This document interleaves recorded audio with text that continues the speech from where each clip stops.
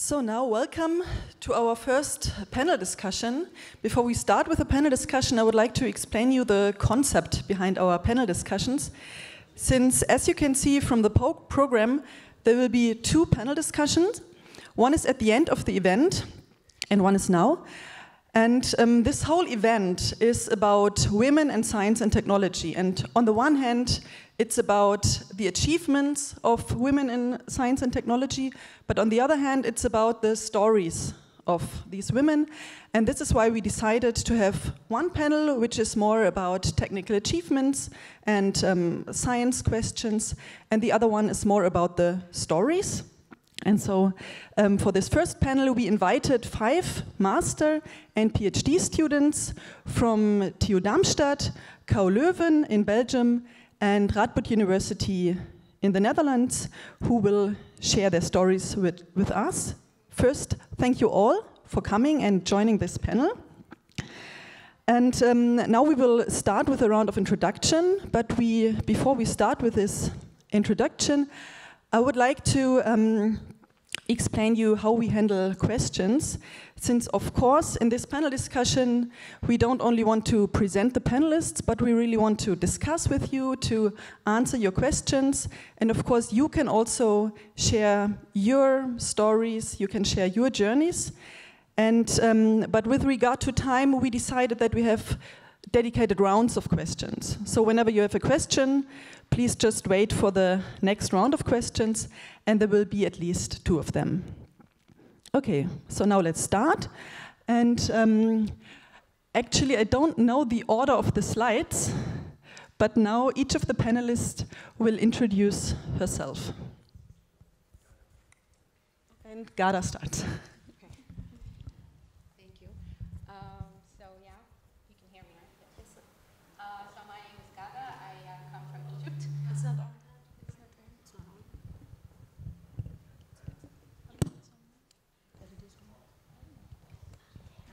Hello. Okay, so again, my name is Ghada. I come from Egypt. I've been in Germany since 2010. I did my bachelor's at the German University in Cairo in Egypt in electrical engineering. Afterwards, I came to Germany for my master's in embedded systems. It was a day scholarship, and I always wanted to do a master's. And I thought, you know, why not? And then after I was done with my master's, I thought, okay, I could do a little bit more research. I worked in a company for a couple of months, and then I thought, okay, no, I could do some more, but then it took longer than I thought it would.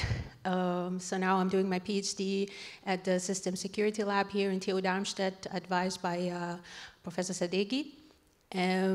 My research is mostly focused on hardware-assisted security, and that's where the hardware background that I have, like with my bachelor's and master's, were mostly concentrated on hardware design. Very little security, actually. I did most of the security when I started my PhD here. And that was nice because then I could combine both disciplines into what I do, which is about how we could design more secure hardware, how we could design more secure processors, because now you may have heard about lots of attacks and security vulnerabilities that originate actually in your hardware, not just your software, and that's largely what I work on, besides using the hardware to design more secure systems, basically. Yeah. Thank you. So now it's Lisa. Hello, can you hear me? It's on? I guess so.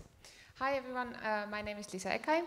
I started studying computer science in Münster. I had no prior knowledge about computer science or programming or anything, so it was a bit of a risk. And I tried Wirtschaftsinformatik, business information systems, because I thought, well, I can always save myself with the economics part. Turns out I really loved the computer science part, and the economics part was rather dull. So after my bachelor, I knew I wanted to go way more technical. And after a brief time where I looked into forensics, I decided that I want to do a master degree in IT security, which I did in Bochum. And I really fell in love with the whole area. I learned so many things. It's such a broad and interesting area, and I loved working there. But the problem is a master degree is very short. It's only 2 years. So I learned everything a bit. And then I was supposed to write a master thesis about it.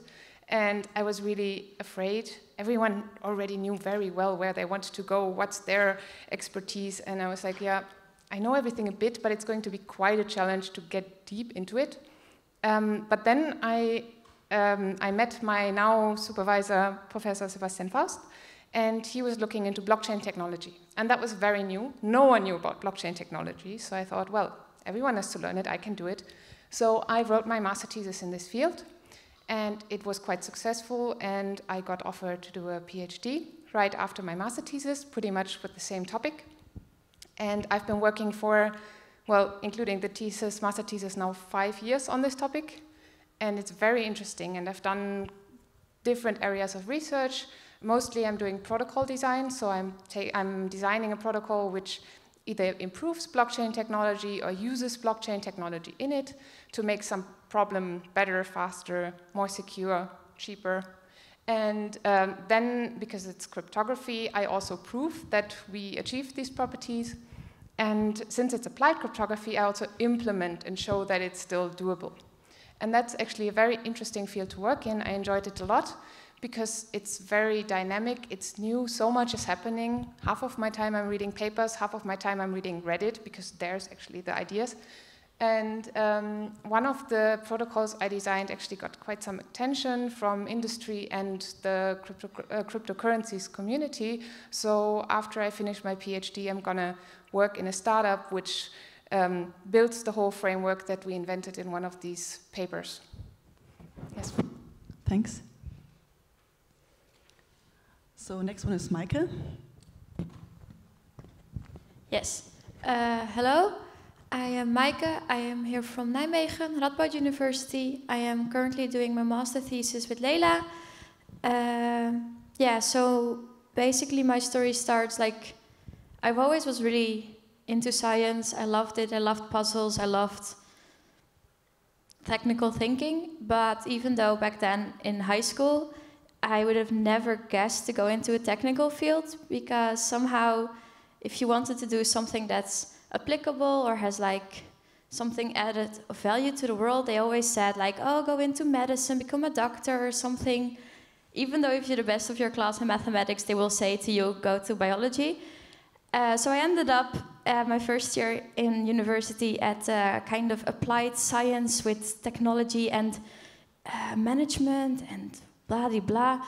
And it turned out actually that there was many opportunities to go into technical field and have like applications to better the world. They just didn't tell me. So I became a mathematician after that.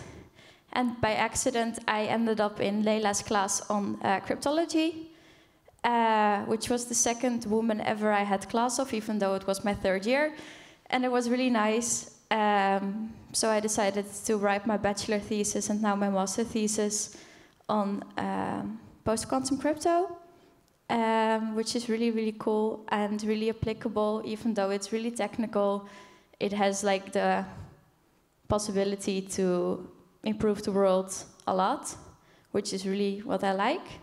So I just wanted to tell a little bit about what I'm doing, even though I had like 1 minute left, because I think it's really cool. So what I work on, it's a little bit kind of a generalization of elliptic curve crypto. I don't know if any of you had it somewhere, but like the thingy on the right, the curve, that's called an elliptic curve. And currently elliptic curve crypto works with like, what's the English word? Addition on elliptic curves. But in post-quantum crypto, one of the options is not looking at working on curves, but working on complete graphs of curves, where you take a path on a graph, and every node on the graph is a different curve, which is even for quantum computers a really hard problem to solve, to find out which path you took, if you only know the beginning and the end point. But it's also quite complicated and really hard to understand, and kind of a mathematical problem that we just found out about. So there's not that many research into it. So it's really cool. It's new and exciting and really difficult and technical, and I love working on it. Thanks. So now, Thea. Thank you for inviting me. My name is Thea Riebe, and I have a background actually in social sciences, so in international studies and peace and conflict studies, which is a program, interdisciplinary program that you can study in Frankfurt and Darmstadt. It's a collaboration between the two universities, and Darmstadt adds a very specific specialization in this field, and it's called technical peace research. And I became very interested in that because also I was working as a student assistant at the PRIF, which is the Peace Research Institute in Frankfurt, one of the biggest peace research institutes in Europe. And I was working there on disarmament and arms control, and we developed an e-learning program for arms control and disarmament experts, and also for everyone who's interested in that. And then I started to get into questions of international security and cybersecurity, and I started to work at the then Institute Janos, which was a research institute, or an institute here at the TU Darmstadt, that was working on for example, verification of fissile materials. They were working on arms control and disarmament in the nuclear sciences, but also in biology and chemistry, and chemical weapons control, biological weapons control. And but I wanted to focus on international security and cybersecurity, and I was very lucky because 2017 we had this new a research group that started with Professor Christian Reuter. It's a research group for science and technology for peace and security. And one of the issues that the research group addresses are questions of international security and cybersecurity, and, for example, questions of control of technology, of cyber weapons, or also on how to manage or answer questions of emerging technology which have destabilizing effects in international security. So this is where this is what I was very much interested in, and which is why I started to do my PhD in 2017 in November. And since then, I was lucky to participate in our publications, such as our book on information technology for peace and security. Last year, we had a very interesting interdisciplinary conference for the technical peace research community here in Darmstadt, actually, where we could gather our colleagues from the other fields of arms control and disarmament. And I'm also a board member of FONAS, which is the research association for science, disarmament, and international security here in Germany. And so far I'm doing my research on questions of technology assessment, dual-use risk assessment, and questions of managing technologies, emerging technologies in these security critical contexts, working closely together with security service BOS organizations that are like state organizations that are working on security, such as police, but also like the Bundeswehr and the Foreign Ministry. And I'm doing empirical research using qualitative methods, but also quantitative methods, and also combined methods such as QCA. So if anyone wants to talk about that, please get in contact. And I'm trying to develop guidelines and questionnaires for decision makers who are dealing with emerging technologies when they have to evaluate dual-use risks. Thank you, Thea. And now, Vera, I'm looking forward to your introduction. Hi, my name is Vera. I'm a PhD student in KU Leuven, but I was born and raised in St. Petersburg. And in Russia, kids finish school quite early. So at the age of 16, I was supposed to guess what my future job will be. And my best hints were that I was good at math and mathematics and that I really enjoyed programming in Pascal. It was fun. So I entered the security program in Polytechnic University, mostly because they accepted such prerequisites, but also I thought security sounds cool. And turned out it was not really about hacking. Well, not only that, but it was also a lot of other cool things like cryptanalysis and hardware security and intrusion detection and more. And by studying IT, I also had a privilege in a sense that I could already work half-time while being a student for several years. And apart from secure software development, I also did some security administration, vulnerability scanning in a small company. So at the moment of graduation, I already had a stable job, but I felt that there should be more to life. And I had always dreamed of getting experience of studying abroad. So I decided to continue my education there. So I entered an AI program in Leuven in Belgium. First reason was because it was very cheap. The other reason was that in my security program at home, I was taught that AI is an extremely valuable skill set for a cybersecurity practitioner. And that was a fact for me, although I have to admit I couldn't yet fathom to which great extent that is true. So in the AI program, I was able to expand my machine learning engineering skills, but most importantly, I got insights in learning algorithms and data processing. When I finished in 2016, I set my mind to find a position in industry in Belgium where I could apply AI to enhance security systems. And believe me or not, I actually failed to find a position outside of national security or military sector. And that was then. Now situation is very different, but at that point I had to think like, what do? I really want to do exactly this, and I cannot find a single position. So that is how I was offered a PhD position in the research lab Distrinet in KU Leuven. They were specifically interested in my combined expertise of machine learning and security. So my PhD project was started as exploration of various machine learning and deep learning techniques and application to cybersecurity. I was specifically interested in finding some common insights because applied AI is very data-driven, application-dependent. And when you move from case to case, like what do you actually learn? So I want to, in a way, systematize that and to be able to predict what are the best solutions to a new given problem. Turns out that machine learning techniques come with different challenges and advantages depending on whether you use them for offense or defense. So for instance, we've heard today that deep learning is extremely good at side channel analysis. So my first research project was exactly that. I developed the first deep learning based technique which broke anonymity guarantees of the Tor browser.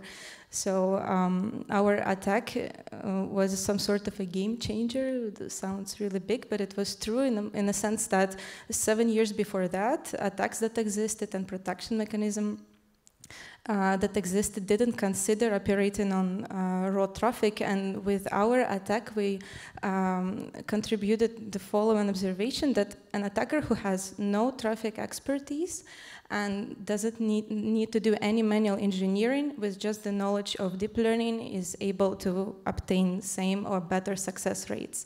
In this sense, our study showed that the power of AI techniques in security was underestimated for years in that area. So there are more insights in the paper. But what about AI-based defenses? Because applying machine learning to detect malicious activities is a really known thing. It's been done since the 70s. But what is relatively new is that machine learning is known now to be vulnerable itself. So you heard about misled road signs, recognition systems, etc. So virtually any machine learning and deep learning system is vulnerable to such things. which I hadn't known at the moment I started my PhD. So like during the path is like, okay, now I have to take that into my threat modeling. So it's now extremely crucial to evaluate adaptive attackers who know AI and can trick your defensive systems. So here in the corner you see my current project. I want to revisit intrusion detection and check robustness to adversarial attacks, and I would love to talk about that offline. But I probably just want to say that these are exciting times, and we are just moving beyond the tip of the iceberg when we look into AI and security. So I would really like to encourage you to consider working in the area, whether that's industry or academia. Thank you. Thank you all for your introductions. And some of you already explained a bit what your motivation was to enter this field, but this is the first point I would like to talk a bit more about. So could you please elaborate on your motivation to go into the fields of research? So why did you want to become a mathematician, a computer scientist, a cybersecurity expert? Who would like to start? Lisa. Well, I think I already explained a bit before. I think my biggest entry to the whole area was when I decided after school that I'm going to study Wirtschaftsinformatik. And looking back now, I'm a little bit sad that I didn't study informatic, computer science right away. But back then it was really a big step. And I remember that in my in this book that we get at the end of the high school, I wrote that I'm going to be a biologist because I was good at that in school, right? And it took quite some effort, and actually one very influential person that encouraged me to go for what I'm actually interested in, rather than what I'm already good at in school. And I very, very much am glad that I did this decision. And yeah, that's also a little bit why I'm here, because I want to encourage people to do the same, because it paid off. Thank you. I could maybe add a bit of another factor apart from what I already said. So of course everyone wants to do things they're good at, they're passionate about, but in my younger years, another consideration is what can you earn, how can you support yourself, and from the background that I come, which is a rather like poor community, doing IT always means you can stand on your feet and you can provide for yourself, and being able to just rely on myself is something that I saw in this path. So that was definitely one of the factors, as sad as it is to admit. Thank you. Is there anything you would like to add, Ghada? Mm-hmm. Okay. So for me, so the factor about also, there are certain, back home in Egypt, there are certain career paths that you're also more likely to take, exactly for the same reasons, where you are confident that when you're done, you'll be able to stand on your feet. And traditionally, there were medicine and engineering, and I did really well at school, and my parents are both doctors, they're both medical doctors, and I was expected to study medicine. I think I really, really disappointed them. I actually did medicine for 2 weeks because I had to. And I really just couldn't stand it. I really like biology, I like medicine, I'm interested, but it's not what I wanted to do for the rest of my life. I like engineering because I'm comfortable with problems that have solutions. Composability, bounded input, bounded output. I'm just comfortable with that sense of, that feeling of a system that you can assemble to solve a problem or break down into pieces. Or whatever, just something that you can, that is tangible. And for me, that is also why I prefer to do hardware, at least electrical and design, like digital design rather than computer science. Sometimes I have regrets because of how my work eventually evolved, but it felt to me more fundamental. Like I really want to know, how do we build these systems? How do we build these processors? And then the rest will follow, or at least that was my mindset back then. Yeah, now I'm doing security, and I am at that interface between hardware and software. I don't know exactly if I am strictly doing hardware or software, but I think over the years, all the hardware engineering that I did came into good play into what I do now, because although I do security and trusted computing, I am focused on the hardware aspect of things. And more recently, this has been a very interesting aspect. For many years, security was always about the the software vulnerabilities, the software attacks, just software. And it only very recently did hardware become another layer of concern. You may have heard of the recent Spectre and Meltdown and all these microarchitectural attacks. And we had a lot of work on that front. We could co-organize hardware competitions where we could put hardware bugs in there and see how we could detect them. So over the years, all the hardware that I did came into good play for security, and now I don't think my parents are too disappointed that I quit medicine. I think they like that I fought, I did some resistance and actually ended up doing what I like to do. So. That's great. Thank you. Now, Thea. Thank you, Ghada, for bringing the point of clear input and clear solutions. Because I discovered when I studied political science that I liked that too, because in the social sciences you deconstruct a lot, and you don't always, like, it feels like you create more problems, like you start out with a problem and then in the end you feel very powerless because you deconstruct some structures and then you think like, okay, I discovered like 10 new problems here and I have no solution. This is what I really discovered that I like about my current environment right now. But I also had people that encouraged me when I was studying political science to really go into the problem, or no, like the effects that digitalization create within society and how the human computer interaction is an important issue of the future. So I had friends when I was doing my bachelor degree that really who were studying computer science, because I was hanging out with the pirate party at the time. So in Rostock, Mecklenburg-Vorpommern. So that was very interesting and helped me to be confident to go into the topic and to pursue this in my master strategically. Thank you. Maaike, would you like to add something?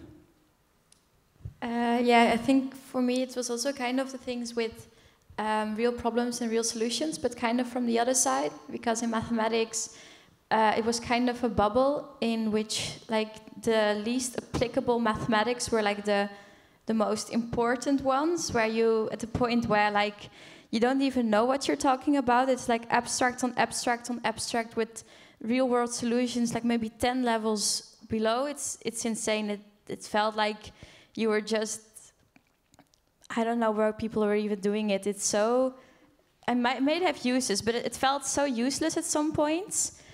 And so discovering crypto for me was like a way to do some abstract work with actual real world applications. It was so amazing to discover something like this exists. Yeah, so this is actually, I can, so I feel the same. I also studied math and think crypto is a real nice application of math. So you can do the math, but do something more applied. So thank you for sharing your motivation with us. So now we know why you entered this field, but we also know that there's this leaky pipeline. Leila mentioned it in her talk.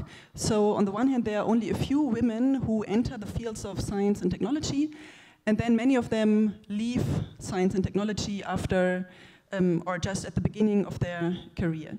So why do you think that you stayed until now in science and technology? Or why are you planning to stay? And when you're thinking about the question, perhaps it can help you to think about if there was some key moment in your life where you really felt that this is where you want to stay. Vera? So I kind of explained why I entered the field, but this was just a hunch. So at some point it became very clear that I will stay, and I still say it now, that I don't imagine myself really leaving engineering. Outside of external reasons, which I believe are extremely important, like applicability, making a difference, having a general skill set which you can apply across so many domains if you know IT technologies, the personal thing that keeps me going even when it's hard is this sort of satisfaction of problem solving. And in IT, it also often comes with instant gratification. If you can model a problem and you can solve it, then you have this sort of vision on less or more abstract level, on bigger or smaller level of complexity. It's just this amazing internal feeling. Even when it's extremely difficult, it's always with me. I really just enjoy the process of engineering. And it will be like that, I think. Thank you. Okay. Yeah. So for me, I always liked the technology part, but coming to university and being like one of the only girls all the time, I really didn't like it that much, because it always made me feel like you were the guest into a group, especially with social events. It was always like, you know, if you stand with a group of guys, especially many of them in technology, they're not really inclusive. And I don't like gaming, I don't like metal. That always made me feel like I didn't belong. I don't know if some of you feel the same, but at some point it was kind of self-acceptance, also to coming to events like this. And it's like, it's okay if I listen to One Direction all my teens. It's okay if I like skirts and everything. It doesn't make me any less of a computer scientist. It doesn't make me any less of a researcher if I don't like the things normal people do. And now it's kind of a challenge to see if you can change the system from within by just being there and expressing yourself, and don't giving in to the mainstream things that ordinary people there like. Thank you. Ghada, would you like to continue?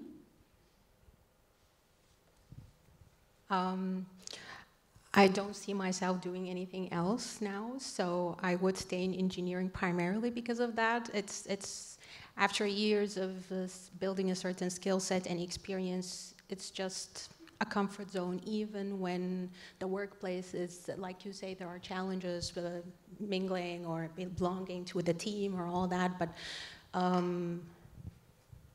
I mean, like you said, at some point you just live with it, you express yourself, you reclaim yourself, and you don't have to, that's the thing, you don't have to be an exact match to everyone in your team. And I think it's that diversity that eventually introduces a certain element of success to the team. If everyone is listening to metal, we won't have anything else. And then it's just, you don't get that sense of diversity. So by now, I'm more comfortable with that. I'm more comfortable with being one of very few women in a meeting, even if you see it, even if certain things happen that you just know are happening because you're the only woman at the meeting, you just do your job, you just do your work, and let the results speak for themselves. If you speak out, and if you have that knowledge, you know your stuff, then you would be able to find your way through it over the years. At least it takes time, I think, to get there. Right. Thanks, Lisa. In most of my time, I don't think I've been stopped by the fact that I've been a woman, and I've most of the time not even noticed much, because you focus on the next exam, the lecture, and that's all that counts. In the PhD, it becomes a little bit more evident because there are just less women in general. But I got extremely lucky. I ended up in a work group where we had 4 PhD students and a postdoc that were all female, no male PhD student. At some point we got one. It's actually, maybe we should invite him next time to speak a bit about the experience. But I thought that was a very, very nice experience. That was great, and I got so encouraged, and I found role models and very good friends. And I think it would be sad if that would be missing. So I hope that we can encourage more women. And I think if there are some women in a group, they encourage also younger students to join the group.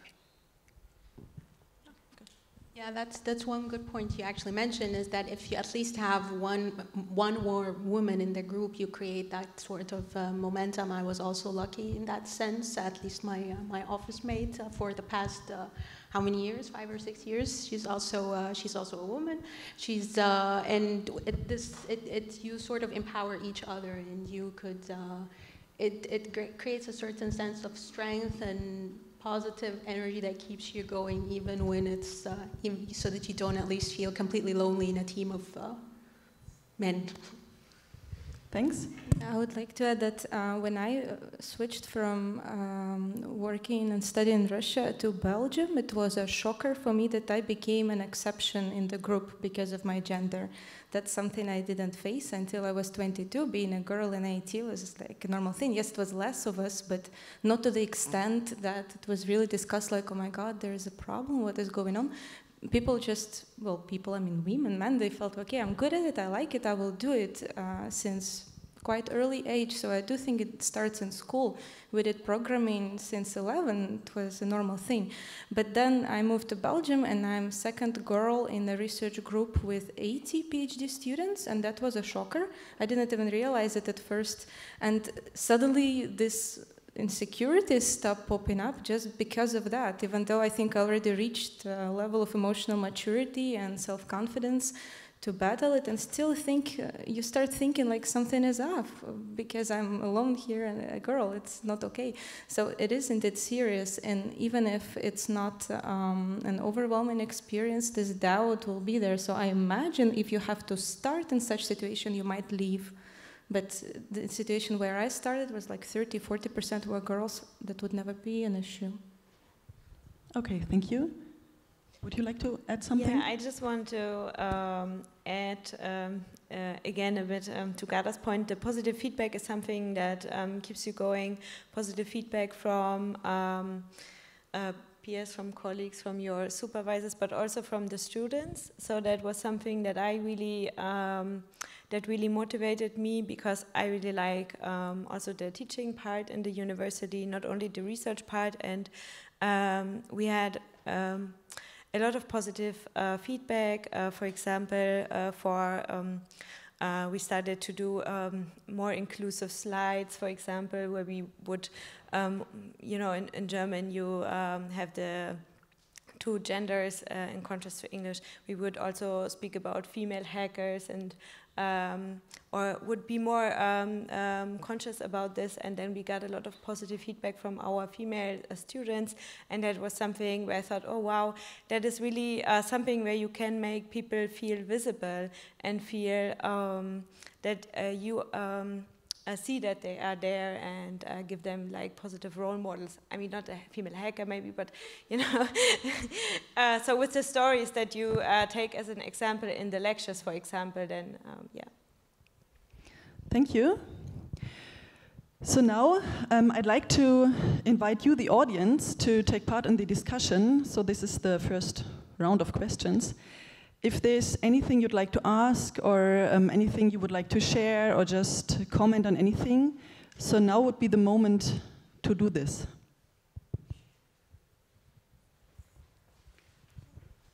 Thank you very much. I have a question for Vera Rimmer. Since you say that in your home country you don't face the problem that there are not so many women in technology, could you tell if there is a difference, if in Russia things are going better in that way, that women do not feel unmotivated to start a technical career, but here they somehow do? Yeah, so I have a whole lot of thoughts on the topic, but I will try to contain myself. Also, I'm not an expert on society and how things work, or on education, so this is just very personal, right? I do think there are many factors, positive and negative. And from positive factors, okay, which can also be seen a bit negatively, historical factor, like we had Soviet Union, where it was about equality in work labor.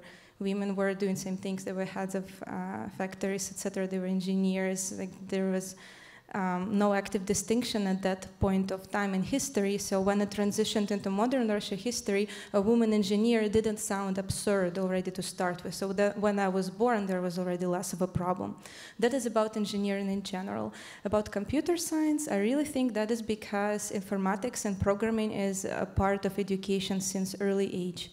that was something that I always saw was already an open door. By the moment I finished school, I already knew that programming was fun. And that is not something that I observe in a lot of other cultures in Western Europe. I might be wrong, so please catch me offline and tell me that I'm wrong, but that was my impression. The other thing is, as I said, well, I'm from a very big city where IT technologies are booming, and it cannot not attract people, and such interdisciplinary things like machine learning, mathematics, and things like this. There are women in all those spheres. So indeed, I think that if we need to search for reasons, we need to dig from early age and look at schools and how to make an influence there. Is there any other question?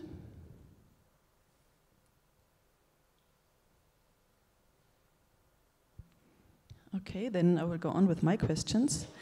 So some of you already mentioned confidence, and that it's important to be confident, but that often younger girls or younger students are not so confident.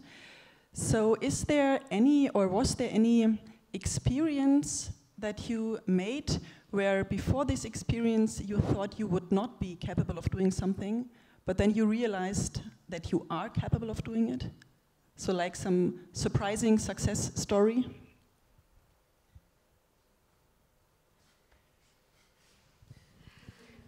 Lisa? In a PhD, you quite quickly get pushed on a stage. You have to present research, you have to give talks, you have to do this. And that goes very fast. So I think after 1 week in a PhD, I was supposed to give a lecture already. After a month, I was supposed to give a talk in front of at least 5 or 6 professors, which really scared me. And I was, well, before I did maybe defend my master thesis, but I never really had the impression that I was good at it, especially in English. But this is really something that you learn by doing. And the earlier and the stronger you get pushed to do this, and you have to do this regularly, the more you improve. And this is something that I learned by doing, that I guess I'm capable of doing it, which was very nice. Thank you. When I started my PhD, I constantly faced this new big scary monster, fear of failure. Somehow before that, I didn't experience it so badly. I was a bit spoiled that everything worked out, that I tried to do. It's like, okay, you do your hard work and you will get there all the time. But research was different. You don't know if you will get there, and it's okay. And it took some time before I could accept it. And it was like, okay, the fear of failure now, my daily routine, fine. So you just find a way to emotionally cope with it, and then it makes it even more satisfactory when you succeed. So that was a bit of a turning point. Thank you.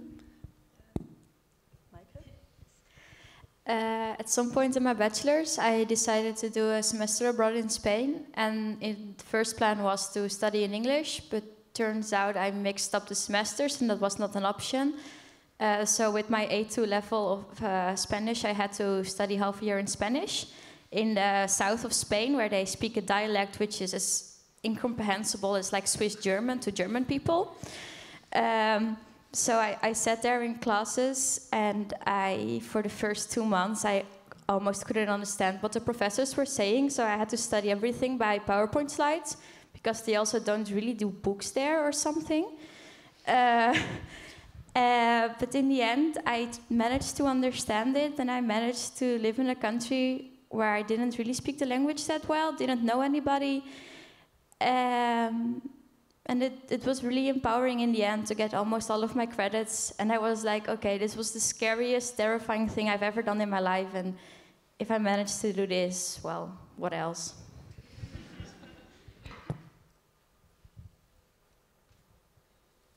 I would add to...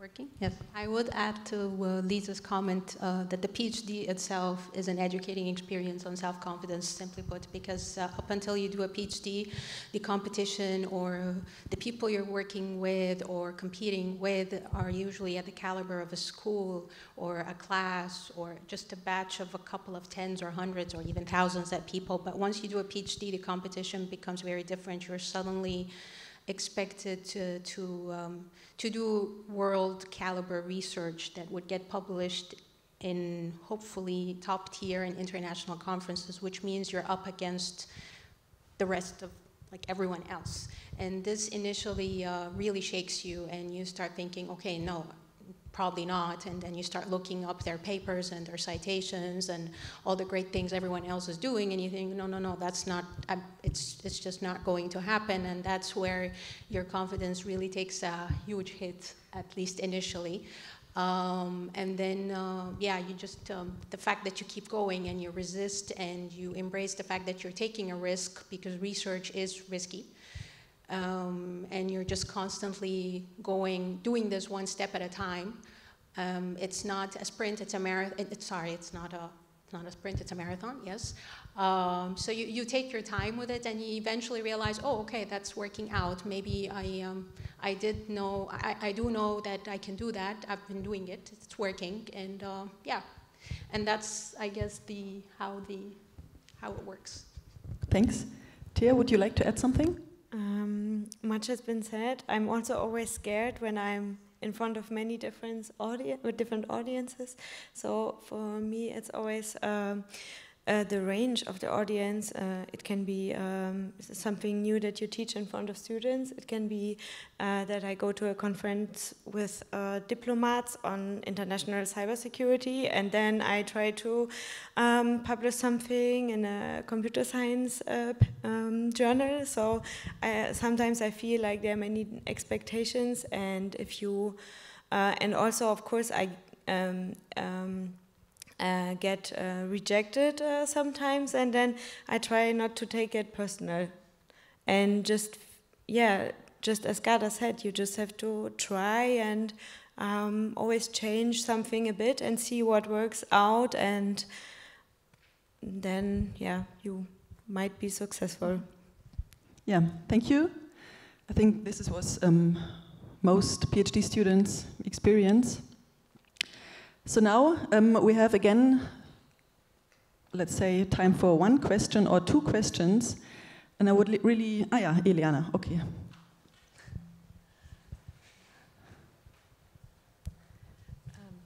I was wondering if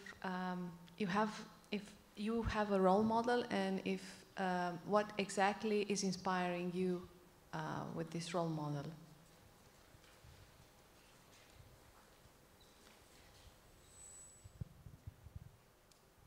I've always really admired Angela Merkel.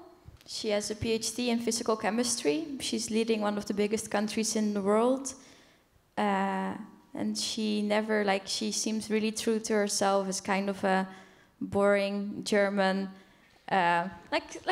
she just didn't change herself for anything, and still she managed to do and get into the fields where men are most dominating. Yeah. Cool, thanks. Do you have role models? Someone of you? Vera? I think my role model is my mother, honestly. She's from faraway small village in Ukraine, and while studying she became very good at things like history and literature, and everyone's saying, you will be a professor, go to university. And she said, no, there is no future for me in university here at the small city near the village. So she just went to learn how to make nail polish instead in order to break out and get to a big city. And that's how she ended up in St. Petersburg. And right now she's a big engineer in the Unilever company. And it's always inspired me and made me feel that I can do things for myself as well. Great, thank you.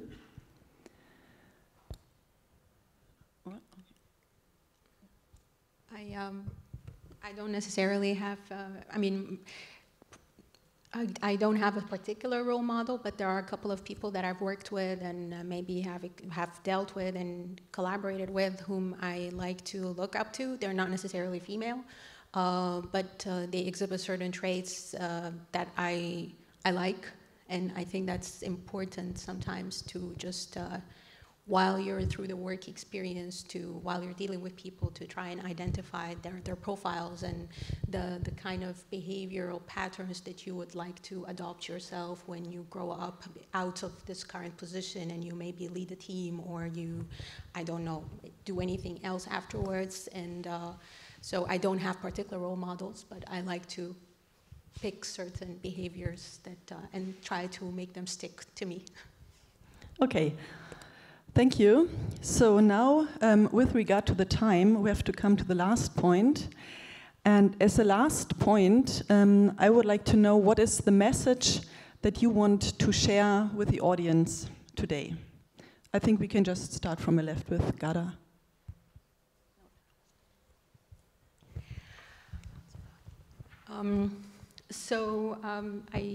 I do have a couple of messages, but the first would be there is a confidence gap that women often complain about, or we know that there's a confidence gap between the genders at the workplace, and one message I would give is women themselves need to be confident in what they do and their worth. You need to actually believe in the work that you're doing so that you expect other people to listen to you and to trust you, confide in your opinion or what you have to say. So that would be the key message, I think.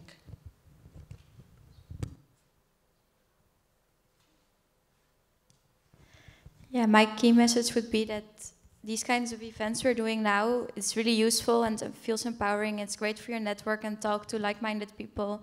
But I genuinely hope that we can all work together to, at some point, there is not a female computer scientist that feels like applying to these kinds of events, because they're like, why should I go to an event that's especially for women? What's so special about women being in computer science? That's the goal. Out of everything that I could share, I choose to share something which is rather simple, but something I've still been struggling with for a while. As an expat, so one of the few foreigners in my research group, and as one of the few girls in my research group, I was constantly thinking, do I really fit in? And I think we've covered this a little bit during our discussion, so I just want to perhaps recap on that and summarize. So I strongly believe that we do not to be the same to be equal, that I really don't think we should comply with the system in order to join the system. I think we can always bring positive change with our own unique properties, which can be unusual, at first strange or whatever. So I think we should look at our differences and not let them isolate us from the rest. And as all humans, we really just want to connect and to come together. And I think our differences is what can make this happen. And I keep repeating it to myself. I want to say to everyone, regardless of the gender or anything else that you feel differs you from the rest and which way you are underrepresented, just try to own it and turn it to your advantage. It's always possible. So I want to end with a quote that I changed, but is in reference to Michelle Obama, who has also studied in Harvard and Princeton and worked at the University of Chicago. And she said, choose people who lift you up. And I want to add to that, who help you to become better, and also do your part to lift up others. And I choose this quote because you can choose the people that you are working with. And you can, even as a PhD student, you can choose your supervisors. When you finish your PhD and you think about your career path, you can choose the people that you are collaborating with, and you should use that to choose people who help you to become better and who lift you up and who support your perspective and who understand, as you said, your strength. That you bring to the table. My message that I want to share is the one that I received and I followed, and I'm very glad I followed, and that is when you have to decide between two paths, even if one of them you feel that you know a lot and that you have the knowledge to do the job well, and the other one is risky, but you're more interested in the other one, then go for the risky one. Step out of your comfort zone, try, maybe fail, but if you go for what excites you, what you care for, then it's not just more successful, it's also so much more fun. Thank you. Thank you all for these inspiring and encouraging messages. Thank you for participating.